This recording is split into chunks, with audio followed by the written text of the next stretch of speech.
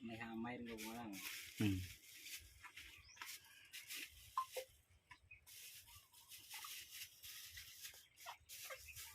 So ito po yung bunga ng isang puno mga ka-farmers, so na normal lang, na wala siyang pruning. Ayan, ano ba to? Hirap bilangin, dami niyang bunga. So ayan o, 1, 2, 3, 4, 5, 6, 7, 8, 9, 10, 11, 12, 13, 14, 15. So dito sa kabila, 16, 17, 18, 19, 20, 21, so 22. So meron pa sa baba dito mga farmers. So ano yung nakahiga niya? 2023, 24, o di ba? Ito pa 25. Ayan. Good morning mga ka-farmers. Welcome po ulit dito sa ating channel. So ngayon po ay December 15. At bali pang 11th harvest na po dito ngayon sa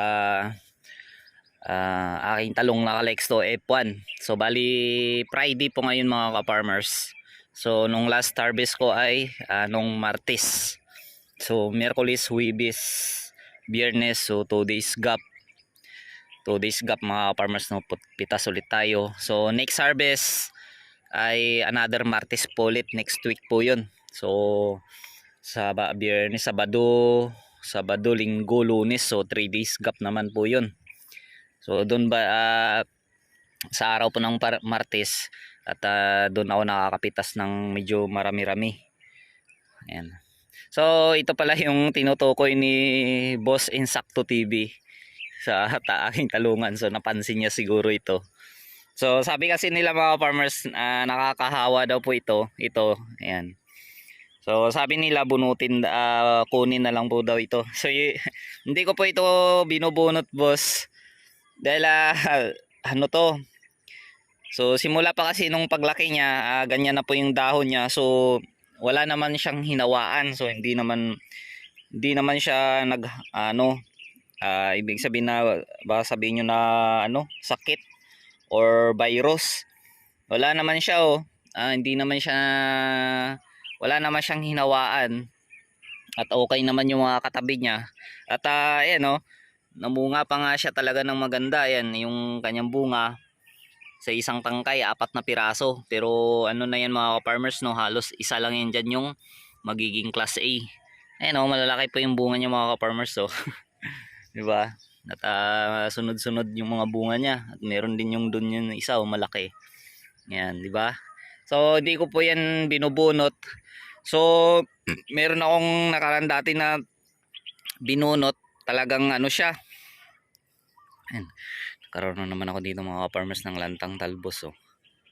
Shoot borer. So meron akong doon dati na binunot. So namumunga siya mga farmers. Kaso maliliit. Tapos ilan lang piraso yung bunga niya. So yung ginawa ko, binunot ko na lang siya. Iba naman po yung dahon nun. Hindi po tulad nung dahon yun sa kabila. So hindi ko kasi kinuna ng picture or video bago siya bunutin. Ako, inaatake na naman tayo ng shot borer dito mga farmers. So yan, ito na naman. Ayan meron naman tayong lantang talbos. So okay lang to. Natural lang to mga farmers sa talungan na magkakaroon tayo ng lantang talbos, no. At least pakunti-kunti, yung hindi po siya malala. Yung pinaka mahirap lang kapag malala po yung mga nalalantang talbos. So pakunti-kunti. So bali pangalawang talbos pa lang ito yung nakuha ko. At saka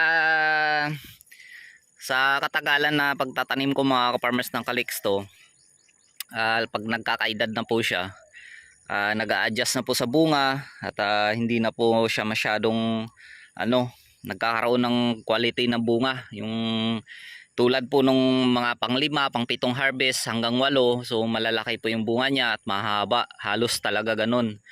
Pero ngayon ay sa pang-11 harvest na, so bibihira na lang ako mga farmers makakita ng magagandang magagandang bunga or magagandang quality na pasok talaga sa class A. Karamihan talaga yung yan, parang baliko na siya mga ka-farmers. So yan. Pero pwede pa po yan pagandahin or palakihin. Magdadagdag lang po ng abono. So yun lang, magiging magastos na po tayo, no. Lumulusot na po yung mga baliko niya mga farmers, so malalaki. Pero ayan, tuloy pa rin naman yung kanyang bunga. Ayan, oh. Ayan, marami. Ayan yung maliliit, oh. Ayan mga farmers, oh. Ayan. Sunod-sunod po yan. At meron din talaga pa rin na lumulusot na, ayan, ito po. Yan, yan mga farmers, oh. Ito po yung sinasabi ko na pinaka class A niya. Pasok po talaga sa class A. Yan, yan, oh. Diba? Magaganda po yung bunga niya mga ka-farmers, so makikinis. So kahit ganyan po siya kayabong, oh. Halos hindi po yan mapansin yung bunga niya kapag hindi po hawi yan, oh. Yan, hanggang baba po yan. Yan mga farmers, oh. Ayan. Sayad po talaga sa baba yung mga bunga niya. So may mga ibang puno na mahina na. Yan, oh. Ito po mga farmers, so dalawa. Ayan. So meron naman sa ibang mga puno ay bumabawi. Meron siyang maraming bunga. At meron naman sa iba na iilan lang yung makukuha. Yan. So yung mixing ko pa kasi dito mga farmers sa ganitong edad, magpapasok na po ito sa 3 buwan. 15 lata na na triple 14 at saka 4 na lata na 1620. So salitan po sa urea, halimbawa Sabado bukas kasi schedule ko sa abono. So nakaraan kasi 1620 yung gamit ko. So bukas papalitan ko po ng urea. So urea ulit po yung ipapartner ko sa triple 14.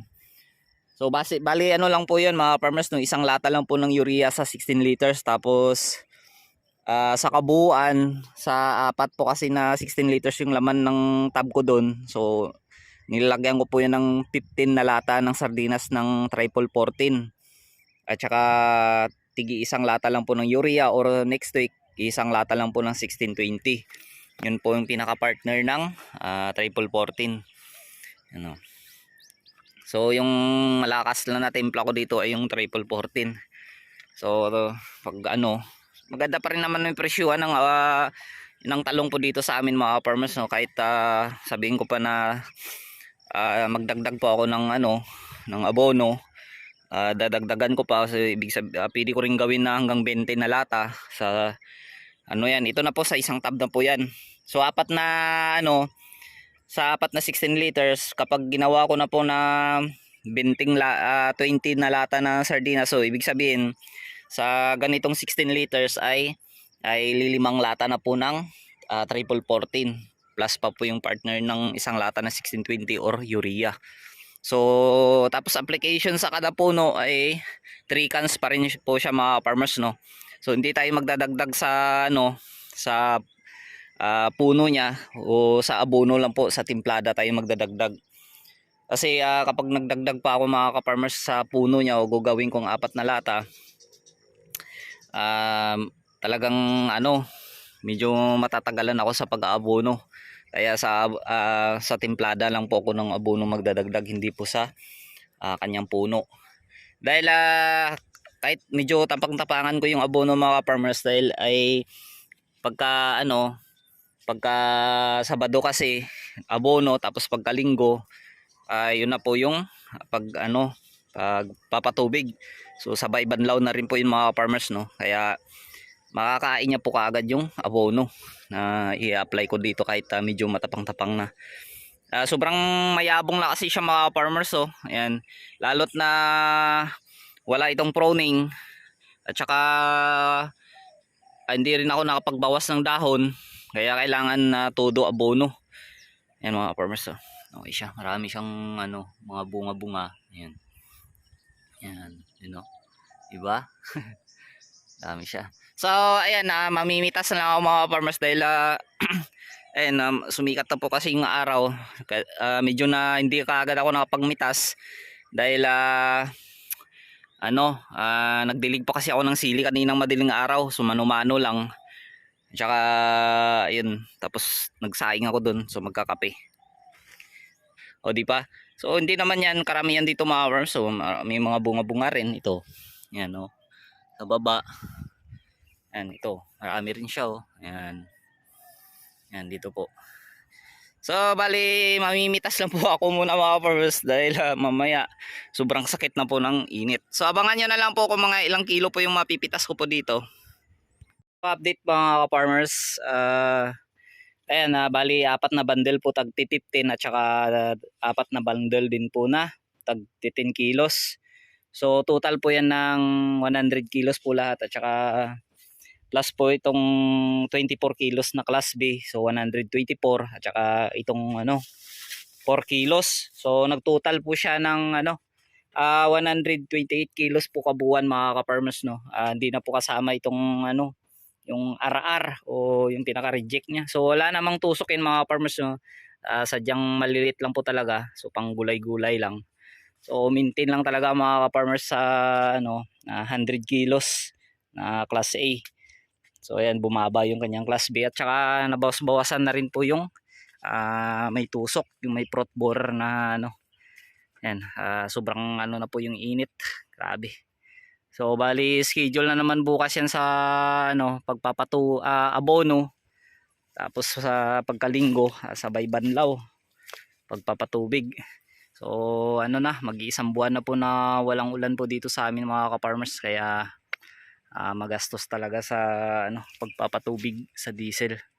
So ayan bali hanggang dito na lang at hakutin na lang po yan palabas. Ayan maraming salamat po sa lahat-lahat na sumusuporta. God bless po sa lahat at saka happy farming.